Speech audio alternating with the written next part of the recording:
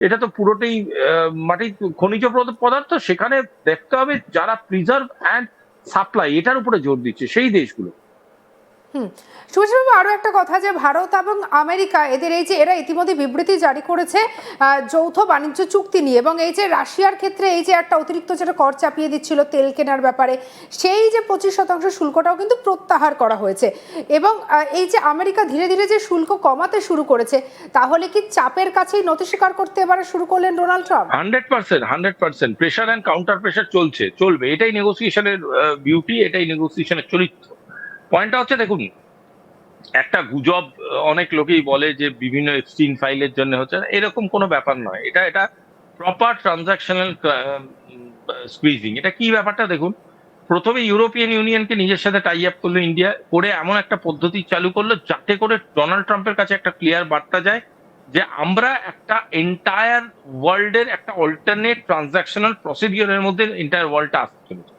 এখানে Donald Trump প্রেসারে পড়ে গেল। ডোনাল্ড ট্রাম্প যেই মুহূর্তে প্রেসারে পড়ে গেল, তার সঙ্গে সঙ্গে সে কি ভাবতে শুরু করলো যে আমরা তাহলে কি করবো। তখন ও বিভিন্ন রকম ট্রেড রুট খুলতে শুরু করলো, যেই ট্রেড রুটটার মধ্যে দিয়ে ডোনাল্ড ট্রাম্প নিজের ট্রেড রেলেভেন্সটা রাখার চেষ্টা করলো ইন্ডিয়ার সাথে। এবং সেখানে যদি ধরে নিন, আমি ধরে নিন তর্কের খাতিরে দুটো দুটো বিষয় সম্বন্ধে বলছি, যদি ধরে নিন ইন্ডিয়া এখানে ব্যাকফুটে থাকতো, তাহলে কি ট্যারিফ কমতো? যদি আজকে ইন্ডিয়া ব্যাকফুটে থাকতো, তাহলে কি ইন্ডিয়া দুদিন বাদেই ঘোষণা করতো যে না, আমরা আমেরিকার সাথে ডিল করছি মানে রাশিয়ার সাথে ডিল কাট করছি, এরকম কিছু না। সুতরাং এই জিনিসগুলো প্রমাণ করে যে ইন্ডিয়া কতটা কমান্ডিং স্টেজে আছে এই ডিলটা। এবং সেটাই সেটাই হবে, সেটাই হচ্ছে। হুম, তাহলে আমরা আগামী দিনে তাহলে কি আমরা এমনও দেখতে পারি যে ভারতের কাছেই হয়তো, বা আমাদের প্রধানমন্ত্রী নরেন্দ্র মোদীর থেকেই হয়তো পরামর্শ নিয়ে ডোনাল্ড ট্রাম্প চলছেন, যে ট্রাম্প এত বড় বড় কথা বললেন, যিনি ভয় দেখানোর এত চেষ্টা করলেন, তিনি ভয় পেয়ে একেবারে ভারতের কাছে চলে এলেন যে আমাকে সাহায্য করো?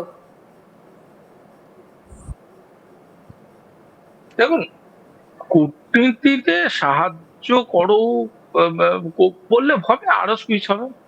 শুনুন, ইন্ডিয়ান নেগোসিয়েটার আর গ্লোবালি রেকগনাইজড, ইন্ডিয়ান স্ট্র্যাটেজিস্ট আর গ্লোবালি রেকগনাইজড, এবং তারা জানে কিভাবে নিংড়ে একটা লোকের মধ্যে থেকে নিঃশেষটা বার করতে হয়। আমরা আখের রস যখন খাই, আমরা দেখি তো আখকে কিরকম করে নিংড়ানো হয়।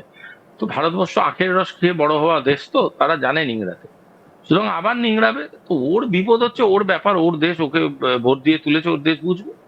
কিন্তু তার সাথে ভারতের কোনো সম্পর্ক নেই। ভারতের ধান্দা বোঝে, ভারত সেই অনুযায়ী নিজেদের কূটনীতি সাজাবে, এবং তাতে যদি মনে হয় আরো আমেরিকাকে ব্যবহার করার প্রয়োজন, সেটা আমরা করবো। ভারতের interest is the most important. তাহলে এক্ষেত্রে তো জিভেনের সঙ্গে হওয়া ডিলটা একটা বড় ফ্যাক্টর, সেটা তো বলাই যায়, ইউ এর সাথে হওয়া ডিলটা। অ্যাবসলিউটলি যে কোনো ডিল, ইউরোপিয়ান ইউনিয়নের সাথে ডিল হওয়া, আরবিআই এর ঘোষণা করা, লোকাল কারেন্সিকে এনকারেজ করা, সব জিনিস একটা এই আপনার রুদ্রাক্ষের মালার মতো করে করে গাঁথা আছে একে অপরের সাথে। এটা কোনো কোনো সোলো অ্যাক্টিভিটি নয় যে একটা ঘটনা ঘটলো অ্যাক্টিভিটি হয়ে গেল। No, it's not like that. এটা সবার সাথে সবার একটা টাই আপ করে একটা গোটা রুদ্রাক্ষের মালা তৈরি হয়, এবং তারপরে সেই রুদ্রাক্ষের মালাটা সযত্নে পড়ানো হয়। ডলারের সরে যাওয়া, ব্রিক্স মুদ্রার আশা এবং টাকার উত্থান, এই তিনটে আগামী দিনে ঠিক কিভাবে প্রভাবিত হতে পারে বাজারে, এবং কোন পথে হতে পারে? দেখুন, আমার মনে হচ্ছে কিছু ডিজিটাল রুটস তৈরি হতে পারে। আমার মনে হয় কিছু মার্কেট তৈরি হতে পারে, যেই মার্কেটগুলোতে অনলি অ্যান্ড অনলি এই ধরনের মুদ্রায় ট্রানজাকশন হবে। আগামী দিনে এই এই ধরনের মুদ্রায় ট্রানজাকশন হলেই এই ধরনের জিনিস কেনা যাবে, এরকমও শর্ত সাপেক্ষ আসতে পারে। বা কিছু পার্টিকুলার দেশের মধ্যে কিছু পার্টিকুলার ধরনের ট্রানজাকশনে এই মুদ্রাটাকে কার্যকারী করা হবে, এই ধরনের ডিসকাশন আসতে পারে। অর্থাৎ রেগুলেশন প্রসেস এবং রেগুলেশন ট্রেড রুট বা বিজনেসে যত বেশি এই মুদ্রাটাকে ইনক্লুড করা যাবে, তত পাওয়ারফুল এই মুদ্রাটা হতে চলেছে। এবং এবং আস্তে আস্তে আপনি দেখে নেবেন, যত এলিট প্রোডাক্ট আছে সেখানে যেমন ব্রিক্স মুদ্রা ইম্পর্টেন্স পাবে, যত আস্তে আস্তে যত ইউজুয়ালি যেগুলো কমন কমোডিটি, সেখানেও কিন্তু ব্রিক্স মুদ্রাটা অত্যন্ত গুরুত্বপূর্ণ শেপ পাবে। এবং সেইটাই হবে ব্রিক্স মুদ্রার সব থেকে বড় জয়। কিন্তু সমস্ত দেশের তো জিডিপি সমান নয় সুভাষিস বাবু, তো সেক্ষেত্রে এভাবে ব্রিক্স মুদ্রাকে আনা, সেটা কি এতটা কি সহজ হবে? না না, সহজ তো নয়। সহজ কাজ করার জন্য কেউ ডিপ্লোম্যাট হয় নাকি? সহজ থেকে অন্য কাজ, সহজ কাজ তো নয়। সহজ নয় বলেই তো এই এত ভাবনা চিন্তা, এই এত প্যারালাল মাইন্ডসেট, এত রিলেশনশিপ নিয়ে তাদের আলোচনা। পয়েন্টটা হচ্ছে যে দেখুন, একটা জিনিস হচ্ছে আমি মানে আমার মনে হয় যেটা বাকি লোকেরা ভুল করছে, যে ডাইরেক্টলি একটা মুদ্রা আসছে এবং সেই মুদ্রার পার্সপেক্টিভে একটা ট্রানজাকশন হতে শুরু করছে। সেরকম না যে টাকা দিলাম একটা জিনিস কিনে নিলাম, সেটা অনেক পরে। এখানে ব্যাপারটা হচ্ছে প্রথমে তৈরি হবে, প্রথমে ট্রানজাকশনাল ট্রেড রুট তৈরি হবে, তারপরে কার কার মধ্যে এই মুদ্রাটা চলবে সেটা তৈরি হবে, তারপরে আসছে physical existence of the currency. তো এই প্রসেস গুলোর একটা ভীষণ টাইম টেকিং প্রসেস, কিন্তু তার আগে সেই জায়গাগুলো পরিষ্কার করা প্রয়োজন। যে রাস্তা দিয়ে গাড়িটা যাবে সেই পরিষ্কার করার কাজ চলছে।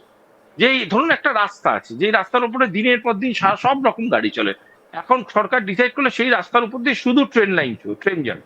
তো ট্রেন তো এমনি রাস্তার উপর দিয়ে যেতে পারবে না, প্রথমে বাকি গাড়িগুলোকে ক্লিয়ার করতে হবে, তারপর একটা ট্রেন লাইন ফেলতে হবে, তারপরে তার সাথে ইলেকট্রিক্যাল ওয়্যারিং করতে হবে, তারপরে স্টেশন বানাতে হবে, তারপরে সেখানে ট্রেন আনতে হবে, তারপরে সিগন্যালিং ব্যবস্থার মাধ্যমে ট্রেনটাকে চালাতে হবে।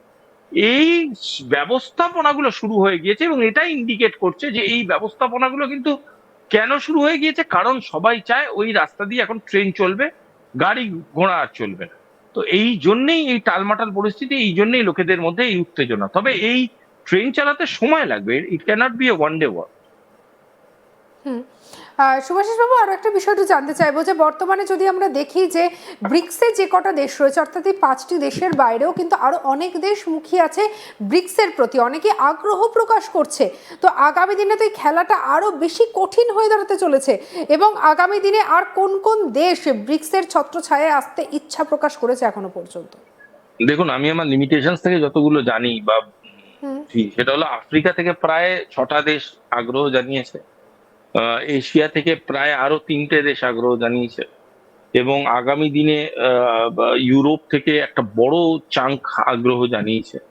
এবং as a whole intercontinental and intracontinental রিলেশনশিপটা পাওয়ারফুল করার জন্য ব্রিক্সের রোলটা কিন্তু ভীষণ তাৎপর্যপূর্ণ হতে চলেছে। এবং আগামী দিনে যেই ট্রেন্ডটা দেখতে পাচ্ছি, সেখানে ব্রিক্স 3টে বিষয়ে এগিয়ে যাওয়ার চেষ্টা করবে এবং গোটা বিশ্বকে গাইড করার চেষ্টা করবে। এই 3টে বিষয় হলো economy, culture and security. Economy, culture আর সিকিউরিটির ব্যালেন্সের মধ্যে দিয়ে ব্রিক্স এমন একটা স্ট্রাকচার তৈরি করার চেষ্টা করবে, যেই স্ট্রাকচারটা তার গোটা এই প্রসিডিউরাল এক্সিস্টেন্সটাকে পাওয়ারফুলি ফ্লো করাবে। আমি আরো একটা কথা একটু জানতে চাইবো যে এই পুরো পরিস্থিতিতে আন্তর্জাতিক, এবারে যদি আমরা একটু তৈল বাজারটা দেখি, তাহলে তেলের ক্ষেত্রের প্রভাবটা ঠিক কিভাবে পড়তে চলেছে?